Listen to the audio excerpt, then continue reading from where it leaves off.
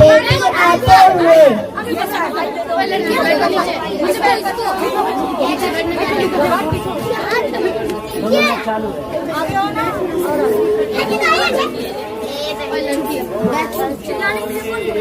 अस्सलामु अलैकुम। वालेकुम अस्सलाम। अम्मी आज ऑफिस में इतना काम था, मैं तो थक गई हूँ। अम्मी भाभी कहाँ है, दिखाई नहीं दे रही है। वो तो सुबह में सोती ही रहती है।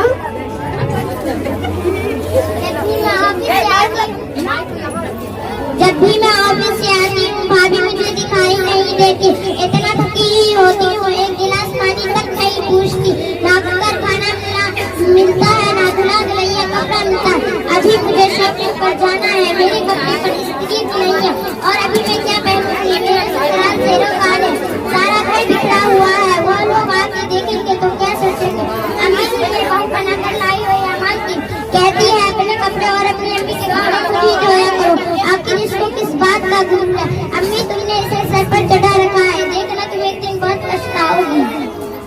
ठीक है बेटा, अभी उच्चरण की खबर लेती हूँ। मेरी बेटी को इतनी तकलीफ दे रही है, वो अपने आप को क्या समझ कर रखी है। इसमें इधर आओ। क्या बात है अम्मी? चल बढ़िया है अम्मी की बच्ची, मैं तुझे बहू बनाकर लाई हूँ।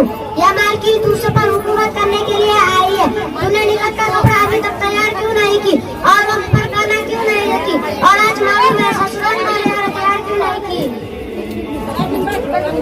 यह गलत बात है अम्मी, मैं तो वक्त पर भी खाना देती हूँ और कपड़े भी बराबर धुलती हूँ। रात में देर तक काटती और छत के बिस्तर पर क्यों सो गई तो शिकायत कर रही है। अम्मी अभी मेहमान के आने में काफी समय है, उनके आने से पहले हमारा सारा काम हो जाएगा इंशाअल्लाह। अगर ज्यादा काम रहा तो आप लोगों को भी हाथ बटा देना चाहिए, अकेले में इतना काम कर सकते हैं। स्वागत है आप। अम्मी दिन भर मेकअप में लगी रहेंगी तो खाना कैसे पकाएंगी, हाथ खाने पर जाएंगे ना, बर्तन कैसे धोएंगी, हाथ भी जाएंगे ना। अम्मी एक हफ्ता पहले मैंने एक दिन साबुन लाई थी, एक हफ्ता पता चला कि सारा साबुन अल्लाह मैं तो साबुन और क्रीम लगा कर तक गई हूँ। कभी ये खत्म कभी वो खत्म, जब से घर पे आई घर में सारे बर्तन चली गई। रही बात साबुन और क्रीम की तो आपका बेटा खुद ही कहता है जरा बंधन के रहो, अकेली में थोड़ी ना इस्तेमाल करती हूँ, आप भी और आपकी बेटी भी इस्तेमाल करती है। अरे मनहूस तू मेरी बेटी कहाँ कौन बोलने वाली होती है, तेरा बाप ला कर देता है। एक कौड़ी सामान लाया नहीं, हमने समझा आएगी करेगी खिलाएगी, लेकिन तू तो सारे घर को कब्जा करने के लिए आई है। लेकिन अब तेरा यहाँ कुछ नहीं होने वाला, तो आज ही अपने बाप को फोन कर और बोल मुझे टीवी फ्रिज और दहेज के सारे सामान चाहिए और आज के बाद कहीं से भी सामान हाथ नहीं लगाना। अब तक जो हुआ मैं उस बात से माफी चाहती हूँ। मेरी शादी में जितना मेरे माँ बाप से हुआ उन्होंने उतना दिया, अब मैं इतना नहीं ला सकती। तू क्या लाएगी भिखारी, अगर एक महीने के अंदर तूने सामान नहीं लाया तो देख मैं तेरा क्या करती हूँ। आने दे मेरे बेटे को, आज ही घर से निकल दे, चल भाग यहाँ से, मेहमान आए।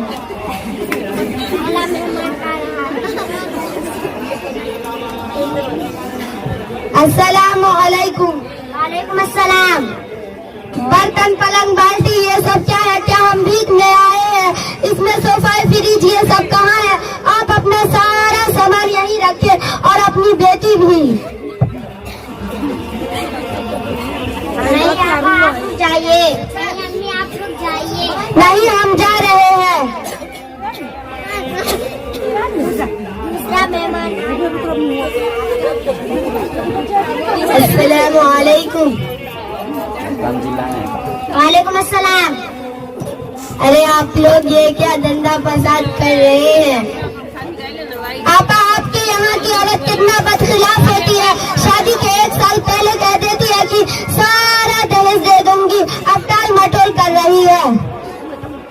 देखो आपा क्या हमने दहेज जैसे रस्मों वगैरह निकाल रखी है, शादी में हमें बस लड़की मिल जाए या बहुत है। आखिर आपकी भी तो बेटी है, कल उसी के ससुराल वाले मुक्तदा करेंगे तो फिर आप क्या करेंगे? अगर ये सिलसिला चलता रहा तो दिन दुनिया तकलीफ से भर जाएगी और ससुराल में किसी को आराम नहीं मिलेगा। हर किसी को जता दो अपना काम है। ससुराल वाले तो ख्वाहिश पूरी नहीं कर पाएंगे तो कल के दिन हमारी बेटी कहे जाएगी, उसे भी तकलीफ होगी, वह भी दहेज के ताने सुनेंगी। और सबसे पहले हमें ये सोचना चाहिए कि जिसकी हम बेटी लाएं वो हमारी भी तो बेटी है, और हम अपने बहू को बेटी समझेंगे तो हमारी भी बेटी बेटी समझी जाएगी। हम बाहर वो महफिल में सुना दहेज के मुतालिब सास बहू के जलते से खुदकुशी कर लेती है। कैसी सास है, बहू को जला दिया और मार दिया। हम किसी को बहू बना कर लाते हैं, उसे नौकरानी समझते हैं। हदीस में आता है कि आप सल्लल्लाहु अलैहि वसल्लम एक जगह 3 मरतबा कसम खाकर फरमाया, खुदा की कसम वो शख्स मोमिन नहीं। सहाबा ने अर्ज किया, या रसूल सल्लल्लाहु अलैहि वसल्लम वह कौन है? आप सल्लल्लाहु अलैहि वसल्लम ने फरमाया, उनके शरारतों से उनके पड़ोसी महफूज ना हो। और अब आप खुद सोचिए कि पड़ोसी के बारे में इतनी बड़ी वालिदत जो आपका खानदान एक फोर्ट बन चुका है, उसे तकलीफ देना कितना बड़ा गुनाह है। इसलिए मेरी माओ बहनों से गुजारिश है कि अपनी बहू को बेटी समझो और इसके मोहब्बत के खजाने खोल दो। आपा आपने तो हमारी आँख ही खोल दी। अब तक तो हम अंधेरे में थे, एक दूसरे पर तहमत लगा रहे थे, किसी पर जलील करना ये तो हमारी जिंदगी का पेशा बन चुका था। आपा आप मुझे माफ कीजिए, मैंने आपसे बहस का मुतालबा किया। मैंने माफ किया, अल्लाह भी माफ करेगा। मैंने माफ किया, अल्लाह भी माफ करेगा। बेटी जरा बहू को बुलाओ। भाभी क्या बात है अम्मी? बहू मुझे माफ कर दे, मैंने तुझे बहुत सताया है, दहेज के चलती मैंने तुझे बहुत दुख दिया है। मैंने माफ किया, अल्लाह भी माफ करेगा। शुक्रिया शुक्रिया, हम सबकी आँख खोल दे, हम सब मिलजुल कर आएंगे। आमीन। अस्सलामु अलैकुम व रहमतुल्लाहि व बरकातहू।